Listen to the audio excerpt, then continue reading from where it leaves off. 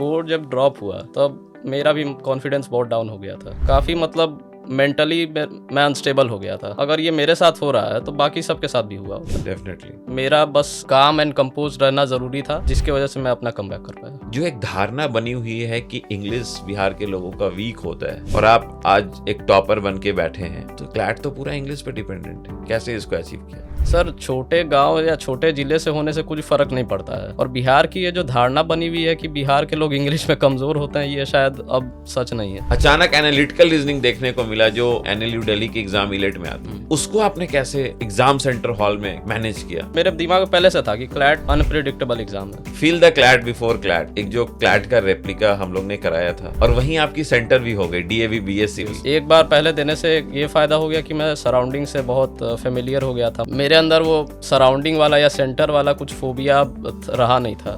तो आज मेरे साथ कोई और नहीं, हमारा सुपरस्टार जो पिछले 2 वर्षों से लगातार मेहनत करके आज इस मुकाम को हासिल किया है, यश वर्धन प्रताप हमारे साथ है। यश, कैसा रहा आपका जर्नी? पूरे 2 साल आपने काफ़ी मेहनत की, जी सर। तब जाके आपने ये जंग जीता है। एक तरह से आपके लिए ये जंग था। जी कैसा रहा वो? सर, ये जर्नी ने मुझे बहुत चीज़ें दिखाई। मतलब 2 साल पूरे, मतलब इनमें मैंने बहुत सफलताएं भी देखी और बहुत बार ऐसा हुआ कि मेरा स्कोर भी बहुत गिरा। तो इन 2 सालों में मैंने बहुत कुछ सीखने को मिला मुझे।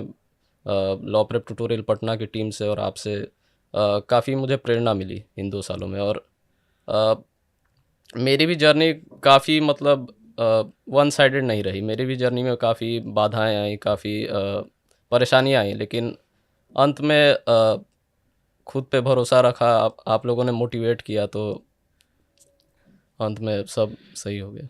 अच्छा, मैंने एक चीज़ देखा जो मैं पर्सनली नोटिस कर रहा था तुम्हें, लास्ट में आकर के अचानक जी सर। तुम्हारा मॉक का स्कोर काफ़ी नीचे डाउनफॉल हो गया था, 70s में जाने लगा था। तो हम और तुम बहुत लंबे वार्ता किए थे, बहुत लंबी बातें हुई थी यस। और हमने तुम्हें बताया भी कैसे कैसे करना है। तो फिर से तुमने कमबैक किया और आज इस मुकाम को हासिल किया। वो कैसे उस चीज़ को आपने मैनेज किया? जो बच्चे घबरा जाते हैं 70s में स्कोर जा करके, और आप आज one of the top student बनने जा हैं क्लैट के, कैसे आपने वो? सर, स्कोर जब ड्रॉप हुआ तब मेरा भी कॉन्फिडेंस बहुत डाउन हो गया था। तब मैंने सोचा कि ये मेरे साथ क्यों हो रहा है, पहली बात। फिर मैंने देखा कि ये जो स्कोर डाउन हुआ है, इसके मतलब मतलब सबसे बड़ा रीज़न तो मेरा कॉन्फिडेंस डाउन होना ही था। क्योंकि ट्राई सीरीज़ की बात करें तो उसमें मॉक्स के डिफ़िकल्टी थोड़ी हाई हो गई थी। उसके बाद स्कोर गिरा, तो उसके बाद काफ़ी मतलब मेंटली मैं अनस्टेबल हो गया था। तो उसके बाद सोचा कि अगर ये मेरे साथ हो रहा है तो बाकी सबके साथ भी हुआ होगा। डेफिनेटली। तो फिर बाद में मैंने देखा कि मैंने कहाँ गलती की, सिली मिस्टेक्स क्या की, और उस पर मैं काम करने की कोशिश की। और मैंने ये सोचा कि एग्ज़ाम के दिन जैसा भी पेपर आए वो सब के लिए एक ही जैसी डिफ़िकल्टी का आएगा। इसमें बस मेरा काम एंड कंपोज रहना ज़रूरी था, जिसके वजह से मैं अपना कमबैक कर पाया। अच्छा, आप एक चीज़ बताएं, इस प्रिपरेशन जर्नी में सबसे इम्पोर्टेंट रहा कि अंतिम दिन जब क्लैट एग्ज़ाम दे रहे थे, क्लैट में क्रिटिकल रीजनिंग आई नहीं, जिस पे आपने 2 साल मेहनत किया। अचानक एनालिटिकल रीजनिंग देखने को मिला जो एनएलयू दिल्ली के एग्जाम इलेट में आती है। उसको आपने कैसे वहाँ एग्जाम सेंटर हॉल में मैनेज किया? सर, जैसे ही पेपर आया, हाँ। तो पेपर आने से पहले मेरा एक ही काम रहता था कि पेपर खोल के देख लेना कि कैसा कैसे मतलब सेक्शंस आए हैं और कैसा मतलब डिफ़िकल्टी है सबका। तो मैंने देखा कि एनालिटिकल के 4 पैसेज आ गए थे। लेकिन मैं सोचा, मतलब मेरे दिमाग में पहले से था कि क्लैट अनप्रिडिक्टेबल एग्ज़ाम है। पिछले साल भी लोगों ने देखा कि एनालिटिकल का एक पैसेज आया था जिसमें ऑप्शंस भी गलत थे। इस साल मैं माइंडसेट वो बना के आया था कि अगर गलत क्वेश्चन आया, एनालिटिकल आए, तो उसको हैंडल करना है। तो एनालिटिकल की भी मैंने एलेट की भी प्रिपरेशन कर रहा था अपनी 2 साल की जर्नी में। तो मैंने एनालिटिकल को कभी ऐसा नहीं किया कि इग्नोर कर रहा हूँ बाकी सब्जेक्ट्स के हिसाब से। लेकिन तो वही चीज़ ने मुझे हेल्प किया उस दिन। एनालिटिकल मैं बना पाया उसी वजह से, क्योंकि मैंने एलेट की मतलब साथ साथ पढ़ाई कर रहा था क्लैट के साथ, इसलिए मैं उसको हैंडल कर पाया। लेकिन आपने बोला, मुझे जब बताया, जब मैं और आप बात कर रहे थे कि सर वो अंतिम 10 मिनट हम्म, मेरे इस एग्ज़ाम का बहुत करिश्माई 10 मिनट था। हम्म, आज जो मैं यहाँ हूँ वो 10 मिनट के कारण हूँ। जी सर। वो क्या था? सर एनालिटिकल में इस साल एक ऐसा सेट आया था जिसमें मतलब पहली बार किसी से नहीं बन रहा था, उसमें भी काफ़ी सारी पॉसिबिलिटीज़ थी। हाँ हाँ। तो बीच पेपर में करीब 3:20 के टाइम 3:20 हो रहे थे उस टाइम, मैंने ट्राई किया बनाने का, मुझसे नहीं बना। सोचा कि यार ये बन नहीं रहा है, अब क्या होगा। लेकिन सोचा कि फिर मैथ्स भी तो था, मैथ्स में भी मतलब आसान था करना। मैंने मैथ्स को पहले प्रायोरिटाइज़ किया, उसके बाद मेरे पास एंड में 10 मिनट बचे। मैंने सोचा कि देखते हैं, जैसे हो सके वो करते हैं। जैसे मैंने जो बनाया, फिर मैंने चेक किया तो मेरे कंडीशन सेटिस्फाई हो गए थे। तो मैंने सोचा कि अब अ, ना बनने के वजह से छोड़ना ठीक नहीं होगा, तो इसको अटेम्प्ट ही कर दिया जाए। तो मैंने अटेम्प्ट किया और फिर बाद में वो सही भी हो गया। तो वो 10 मिनट और टाइम मैनेजमेंट ने बहुत बड़ा रोल प्ले किया उसमें। अच्छा, तुम्हारे साथ एक बहुत अच्छा फैक्टर था, feel the CLAT before CLAT. एक जो क्लैट का रेप्लिका हम लोग ने कराया था, जी सर। जो प्रॉपर क्लैट एग्जाम सेंटर पे, और वहीं आपकी सेंटर भी हो गई, डीएवी बीएससी भी। यस। तो कैसा लगा कि मतलब आपको ऐसा कैसा फील हुआ कि हमने तो पहले भी यहाँ एग्जाम दिया है, उसी स्कूल के इन्विजिलेटर भी उसमें थे, और वापस से आप वहीं जा रहे थे एग्जाम देने? तो आपके अंदर क्या लग रहा था? सर एक बार पहले देने से ये फ़ायदा हो गया कि मैं सराउंडिंग से बहुत फेमिलियर हो गया था। मुझे पता था कि कैसा मतलब वहाँ का इकोसिस्टम रहता है, कैसा वहाँ पे क्लासेस हैं। तो मेरे अंदर वो सराउंडिंग वाला या सेंटर वाला कुछ फ़ोबिया रहा नहीं था। वहाँ पे पता था कि ऐसे ही सेम टू सेम चीज़ें होंगी वहाँ पे भी, मतलब क्लैट एग्ज़ाम के दिन, और वो भी हुई। तो उसने एक ये अच्छा रोल प्ले किया कि उसने मुझे फेमिलियर कर दिया सराउंडिंग से, जिससे मेरा कॉन्फिडेंस डाउन नहीं हुआ। और शायद इसी वजह से मैं अच्छा भी परफॉर्म कर पाया। अच्छा, एक चीज़ मैं यस देखा कि आपने इतनी जो मेहनत की, तो अपने इस मेहनत का क्रेडिट जो होता है, आप किन्हें देना चाहेंगे कि मतलब मैंने मेहनत की, उसके साथ में आपके सपोर्ट में डे टू डे कौन लोग थे जो हर वक्त आपके साथ हुआ करते थे? सर सबसे पहले तो मैं लॉ प्रेप ट्यूटोरियल पटना और आपको लॉ प्रेप ट्यूटोरियल पटना और पूरी फैकल्टी टीम को उनकी यू नो शुक्रिया अदा करना चाहता हूँ, क्योंकि इन 2 सालों में वही लोग थे जो मेरे साथ हमेशा खड़े थे। जैसा कि आपने बताया कि मेरा एंड में ट्राई सीरीज़ का टाइम स्कोर डाउन हो गया था, तो उसके बाद मैं अपने पेरेंट्स को भी नहीं बता पा रहा था कि मेरा स्कोर इतना गिर गया है, 70s में चला गया है। हम और तुम लगातार डिस्कशन में थे। जी सर। तो वो पॉइंट रहा जहाँ से मेरा मतलब माइंडसेट चेंज हुआ। वहाँ से मैंने सोचा कि अगर ये लोग मुझ पे भरोसा कर सकते तो मैं खुद पे क्यों नहीं कर सकता। डेफिनेटली। तो ये इस चीज़ ने मेरे अंदर की वो जो इनर स्पार्क जिसको कहते हैं, उसको जगा दिया, और शायद इसी वजह से मैं आज सफल हो पाया। अच्छा, एक धारणाएं हैं जो भी आज हमको और आपको सुन रहे होंगे। तुम एक छोटे से गांव, बिहार का सबसे छोटा गांव शिवहर, जी सर। जिसको जिला बनाया गया, सबसे जी छोटा जिला है, वहां से आप पटना मूव किए और आपने प्रिपरेशन स्टार्ट किया।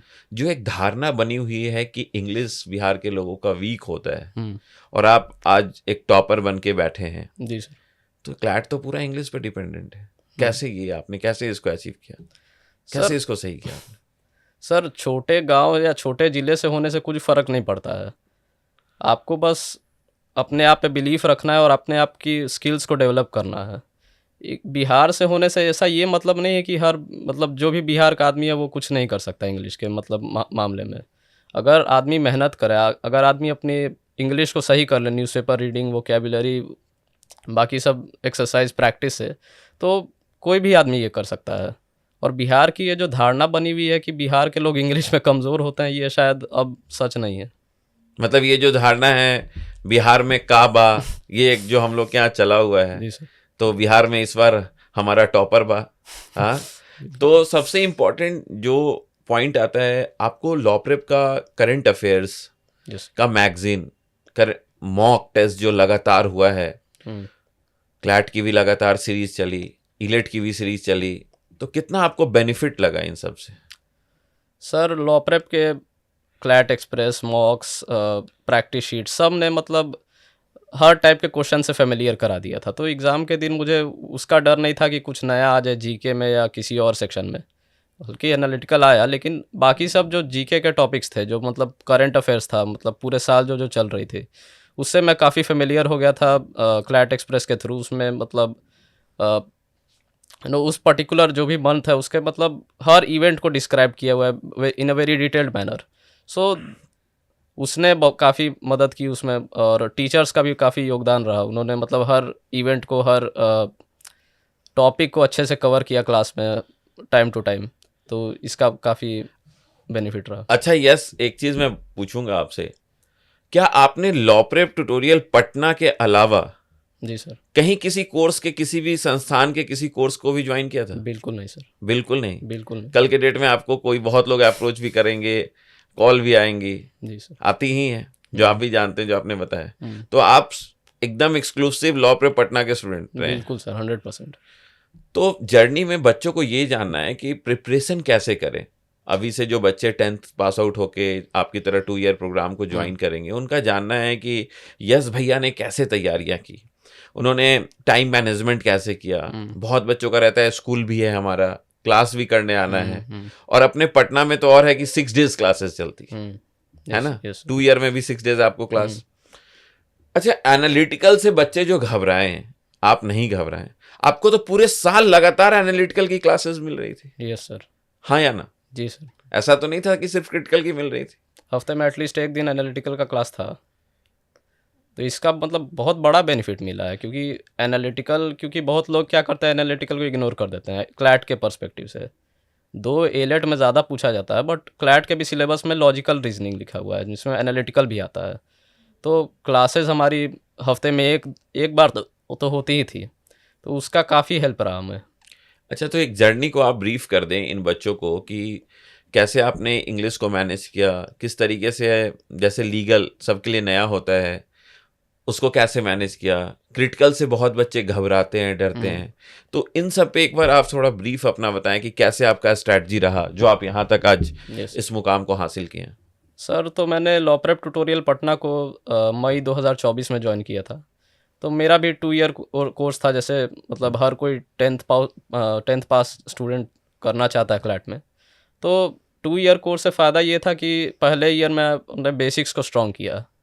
मतलब उस साल एग्ज़ाम नहीं देना था, तो अपना पूरा फोकस बेसिक्स पे ही था। बेसिक्स में इंग्लिश, लीगल, रीजनिंग, ये सब मैं स्टार्टिंग में टीचर्स ने बताया, सब मेंटर्स ने बताया कि न्यूज़पेपर रीडिंग से होता है, इंडियन एक्सप्रेस। तो न्यूज़पेपर रीडिंग मैं अपना परमानेंट कर दिया था रूटीन में कि 3 घंटे पढ़ना ही है दिन में। अरे वाह। उसके साथ साथ एडिटोरियल समरी भी एक चीज़ होती है, तो टीचर्स ने इनकरेज किया था, तो वो भी मैं पूरे साल कर रहा था। तो उससे क्या हुआ कि वोकैबुलरी मेरी एक्सपैंड हो गई, और डाइवर्स टॉपिक से मैं अवेयर हो गया, जैसे जियो पॉलिटिक्स और फिर इन्वायरमेंटल इश्यूज़, ऐसे डाइवर्स टॉपिक से मैं अवेयर हो गया था। तो ये डर मेरे से हट गया था कि ये चीज़ नहीं आती मेरे को, या ये जॉनरा नहीं देखा हुआ है। तो और बाकी लीगल अफेयर्स, लॉज, ये सब पूरे मतलब फर्स्ट ईयर मेरे कवर हो गए थे अच्छे से, स्टैटिक, जीके और ये सब। तो इससे क्या हुआ कि मेरे बेसिक स्ट्रांग हुए, और अगले साल मुझे इसका और बेनिफिट देखने को मिला। जैसे इस साल मेरा most of the time focus GK पे ही था, क्योंकि इस साल की जीके इंपॉर्टेंट हो जाती है, जो आपको लास्ट ईयर नहीं थी। जी सर। तो बेसिक्स के स्ट्रांग होने से ये फ़ायदा हुआ कि मैं जीके पे ज़्यादा कंसंट्रेट कर पाया, और बाकी मेरे जो टॉपिक्स थे उनकी प्रैक्टिस करता था डेली, जिससे मेरी परफॉर्मेंस इन्हांस होती गई एवरी 2 to 3 मंथ्स। अच्छा, आपको स्कूल वाली भी परेशानियां थी क्या? स्कूल वाली सर थी, थोड़ी बहुत परेशानियां होती हैं सबको, क्योंकि स्कूल ऐसी चीज़ है कि आपका दिन का 8 घंटा जाना ही है उसमें। डेफिनेटली।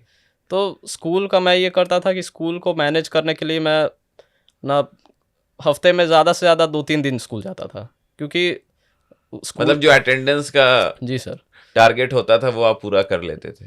और मैं ट्राई करता था कि टच में रहूं जो भी टॉपिक्स पढ़ाया जा रहा है, बट मैं उसमें पूरा एनग्रॉस्ड नहीं होता था। ओके। मेरा मेन फोकस क्लैट और एलेट ही था। स्कूल के लिए मैं बस यही करता था कि स्कूल का काम मैं मतलब हफ्ते में एक दिन बस 2-3 घंटे बैठ के बस रिवाइज कर लेता था जो भी हुआ है। बाकी मेरा 80 to 90% फोकस क्लैट पे ही था। मैनेजमेंट करने के लिए सर, जैसे 8 घंटे दिन के चले गए स्कूल में, बाकी टाइम 2 घंटे क्लासेस हो गई लॉ प्रेप ट्यूटोरियल में पटना में, और बाकी टाइम में बस सेल्फ स्टडी और बेसिक्स को स्ट्रॉन्ग करना था, बस यही करना था। बाकी टाइम में प्रैक्टिस, और that is more than enough I think. हाँ, जो फर्स्ट ईयर होता है उसमें अगर आप 4 घंटा सेल्फ स्टडी कर ले रहे हैं तो वो बहुत होता है। जी सर। तो आज कैसा महसूस कर रहे हैं कि बिहार का नाम आपने पूरे देश में ऊंचा किया है? कैसा महसूस हो रहा है? आप अपने पेरेंट्स के लिए क्या बोलना चाहेंगे? सर, बिहार का नाम रोशन करके बहुत खुशी हो रही है, खुद गौरवान्वित महसूस कर रहा हूँ। अपने पेरेंट्स के लिए यही बोलना चाहता हूँ कि उन्होंने मतलब मुझे सही रास्ता दिखाया। जैसे आजकल क्या होता है कि मोस्ट ऑफ द टाइम्स जैसे ही बच्चे 10th पास करते हैं तो या तो इंजीनियरिंग या तो मेडिकल, तो मेरे पेरेंट्स ने मुझे मतलब एक ओपन चॉइस दी थी कि जो चीज़ मेरी स्ट्रांग है, जिसमें मेरा इंटरेस्ट है, उसको मैं परस्यू कर सकूँ। तो इसका काफ़ी हेल्प रहा, क्योंकि मेरा भी मतलब मेरे भी स्ट्रॉन्ग एरियाज़ इंजीनियरिंग या मेडिकल में नहीं थे, तो मैंने लॉ को अप्रोच किया, क्योंकि लॉ में मेरा मतलब काफ़ी इंटरेस्ट था बचपन से ही।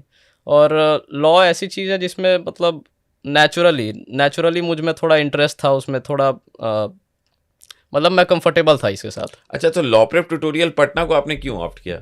आप दिल्ली भी जा सकते थे, मुंबई भी जा सकते थे, बाहर भी बहुत बड़े बड़े शहरों में जा सकते थे, आपने लॉ प्रेप पटना को ही क्यों ऑप्ट किया? सर, क्योंकि लॉ प्रेप ट्यूटोरियल पटना का काफ़ी अच्छा ट्रैक रिकॉर्ड रहा है। देखें तो आप हर साल Bihar topper law prep tutorial Patna से ही निकलते हैं। तो यहाँ की मैंने काफ़ी लोगों से सुना था कि बेस्ट इंस्टीट्यूट है बिहार में। मैंने भी सोचा कि मैं भी चला जाता हूँ, क्योंकि अगर बेस्ट मतलब टॉपर्स निकल रहे हैं यहाँ से, तो मैं क्यों नहीं कर सकता यहाँ पे। तो यही मेरी थॉट प्रोसेस रही लॉ प्रेप ट्यूटोरियल पटना को ऑप्ट करने में। तो आपने आगे क्या प्लान किया है कि अगर लॉ करने, ये बहुत बड़ी जर्नी है, अभी तो आप कॉलेज जाएंगे, अभी तो आपकी एग्जामिनेशन स्टार्ट होगी, वो एक मेजर लाइफ स्टार्ट होगा, लेकिन आपने क्या प्लान किया है कि लॉ करने के बाद क्या बनना चाहते हैं? किस सेक्टर को ज्वाइन करना चाहते हैं? सर, लॉ करने के बाद मेरा प्लान है जुडिशियरी ज्वाइन करना। अच्छा। लीगल सिस्टम को। अच्छा, क्योंकि सर देखिए आजकल मतलब आप जुडिशियल सिस्टम में एंटर करना जी चाहते सर। हैं, जुडिशियल एग्जाम देना चाहते जुडिशियल हैं। ओह नाइस, जिसकी काफी वैकेंसी भी आ रही है अपने बिहार में। यस क्यों ज्वाइन करना चाहते हैं जुडिशियरी? सर, जुडिशियरी इसलिए ज्वाइन करना चाहता हूँ ताकि आजकल भी मतलब केसेस के बैकलॉग्स बहुत बढ़े हुए हैं, और बहुत सारी चीज़ें हैं जो अननोटिस चली जाती हैं पब्लिक सेक्टर में भी। तो उनको मैं चाहता हूँ कि हाईलाइट करूँ, ताकि ज़्यादा मतलब पब्लिक बेनिफिट हो ज़्यादा से ज़्यादा। और इसलिए ज्वाइन किया क्योंकि मेरा भी पर्सनल इंटरेस्ट था इसमें, जुडिशरी में, क्योंकि जानते ही आप सर जुडिशरी में मतलब पूरे सोसाइटी का बिलीफ रहता है ऐसे, और Obviously बहुत रहता है। बहुत नोबल प्रोफेशन हाँ, है। बहुत नोबल, लोग इज्जत रिस्पेक्ट बहुत देते यस हैं, सर। और तुम्हें तो है कि सर मुझे इज्जत से ज्यादा और कुछ नहीं चाहिए, Yes. रेस्पेक्ट चाहिए। तो आपने देखा आज हमारे साथ हमारे टॉपर, जो आज पूरे बिहार का नाम पूरे देश में जिन्होंने ऊंचा किया है, वो हमारे साथ हैं, यशवर्धन प्रताप, जिनसे हम लोग ने बात किया। फिर आगे भी हम लोग बहुत सारे सीरीज में यश हमारे साथ होंगे, आप लोगों के लिए बहुत सारी टॉपिक्स पे आपसे बात करने आएंगे। Thank you so much.